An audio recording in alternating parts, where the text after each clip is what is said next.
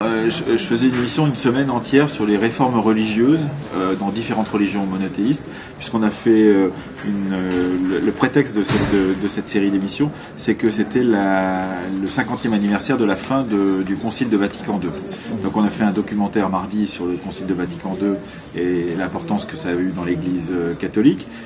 Hier on faisait une émission consacrée aux réformes religieuses dans l'islam au XIXe siècle, et en particulier la naissance de ce qu'on connaît aujourd'hui, le wahhabisme, le salafisme, etc. etc. Et aujourd'hui, c'était autour des réformes religieuses dans le judaïsme au Moyen-Âge. Donc, trois époques différentes, le contemporain pour le catholicisme, l'époque du 18e, 19e siècle pour l'islam, et là, en l'occurrence, le Moyen-Âge. Ça permet de changer de période, de faire des choses différentes sur plusieurs périodes, et surtout pour que les auditeurs ne s'ennuient pas, de leur proposer des choses toujours différentes, avec des périodes différentes, des espaces géographiques différents, pour qu'ils puissent avoir un peu de curiosité et qu'on ne traite pas toujours les mêmes sujets dans les mêmes espaces géographiques à la même période. Et là c'était un peu pointu de ce que j'ai entendu. C'était très pointu, on est d'accord. Celle d'aujourd'hui était très pointue, mais il y en a d'autres qui le sont moins. Souvent celle du jeudi est plus pointue que les autres, parce que c'est un débat d'historiens, donc c'est souvent plus ardu peut-être, mais les émissions du lundi où on présente un livre qui vient de sortir ou deux livres qui viennent de sortir, l'émission du mardi, c'est une émission d'enregistrement avec du montage, un documentaire, ce sont des émissions vivantes parce qu'il y a beaucoup de témoignages, etc. L'émission du mercredi, il y a des archives souvent ou des lectures de textes par un comédien, donc elles sont un peu différentes. Chacune des émissions le principe de base de la fabrique, c'est une certaine variété, c'est que pour ne pas s'ennuyer, et pour que d'une certaine façon, personnellement à l'antenne, je ne m'ennuie pas, donc si je ne m'ennuie pas, j'espère ne pas ennuyer les auditeurs, alors que c'est une émission qui est ancienne, qui a maintenant 11 ans, pour ne pas s'ennuyer, l'idée de base c'est de faire en sorte que ça change tout le temps. À la fois d'espace, de lieux, de géographie, on aime faire des émissions en public et en extérieur aussi quand on a la possibilité d'en faire, dans des festivals ou dans d'autres lieux. Donc pour ne jamais offrir la même chose exactement à nos auditeurs.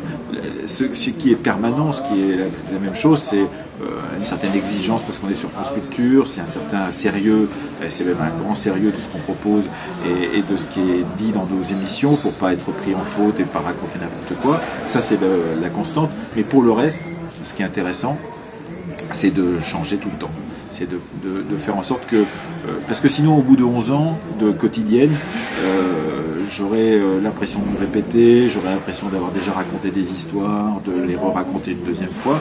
Or, ce qui est quand même formidable dans l'histoire, c'est que c'est un réservoir gigantesque d'histoires au pluriel. C'est-à-dire que on peut traiter de tout. On peut faire... j'ai fait une histoire du poil, par exemple, c'est une tendance nouvelle qui travaille sur la pilosité pour savoir si, au bout du compte, quand les gens se font pousser la barbe, en particulier les hommes, quand ils se rasent, quand ils se laissent pousser la moustache, etc., qu'est-ce que ça signifie? C'est presque de l'anthropologie aussi. On peut faire une histoire diplomatique, on peut faire de l'histoire politique, on peut faire de la préhistoire, on peut travailler sur la Mésopotamie antique, on peut travailler sur la Grèce, sur la Chine des Han, on peut travailler sur tous les espaces, toutes les questions sont possibles et sont valides. Et donc c'est quand même un formidable réservoir qui fait qu'au bout du compte, j'ai jamais l'impression de m'ennuyer, de redire la même chose, de faire des choses que j'ai déjà faites. Au contraire, c'est assez cumulatif. Et le principe de base même de travailler tous les jours, c'est que la mémoire n'a pas le temps de s'effacer, on est toujours en train de l'entretenir, et au bout du compte, chaque émission vient s'ajouter, c'est comme des briques sur un mur, ça vient s'ajouter aux briques précédentes, et on a l'impression qu'on peut toujours apprendre, continuer d'apprendre. Et je dois reconnaître que depuis ma jeunesse, le grand plaisir que j'ai, c'est justement d'apprendre. Donc c'est un grand plaisir que mon métier me permet, ce qui est quand même la plus belle des choses qu'on puisse avoir, c'est-à-dire que son métier correspond exactement à la curiosité, à l'envie de curiosité qu'on a. Aujourd'hui, la Fabrique des Histoires, c'est combien d'auditeurs?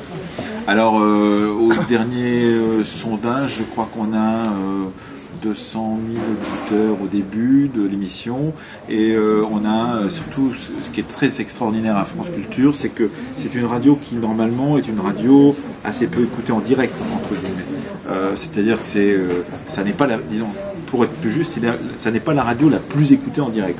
C'est-à-dire qu'en gros, on a 2.4, ce qui est déjà énorme par rapport à ce qu'on avait il y a une dizaine d'années. On a plus que doublé l'audience. Mais ce qui est formidable en plus de l'audience qu'on a instantanée, c'est les podcasts. C'est-à-dire que voilà une radio qui est la deuxième radio de France en podcast. C'est-à-dire qu'on est juste derrière Europe 1, on est devant France Inter régulièrement, on est devant RTL et devant les autres grandes radios, parce qu'en fait, c'est une bibliothèque sonore, si vous voulez. C'est une capacité qui est offerte à des gens aujourd'hui de stocker du savoir, de la connaissance, des émissions qui leur apprennent des choses, qu'ils peuvent écouter plus tard, en particulier quand ils sont en vacances. Et on a beaucoup de témoignages, j'ai beaucoup de témoignages d'auditeurs qui nous écoutent à ce moment-là. Et donc on a 650 000 podcasts par mois. Donc ce qui est beaucoup, ce qui fait de nous la deuxième émission la plus podcastée de France Culture, la plus importante en termes de podcasts, c'est les Nouveaux Chemins de la Connaissance, qui ont 1 300 000 podcasts le mois dernier.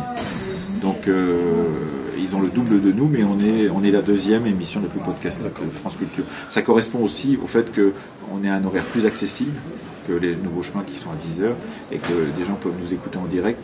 Alors que les Nouveaux Chemins, c'est à 10 heures, de 10 à 11, c'est plus compliqué pour eux d'être en direct. Pour les précéder, vous les aidez à faire de l'audience. Oui, d'ailleurs, et nous, on est aidés surtout par la matinale qui nous précède. Ouais.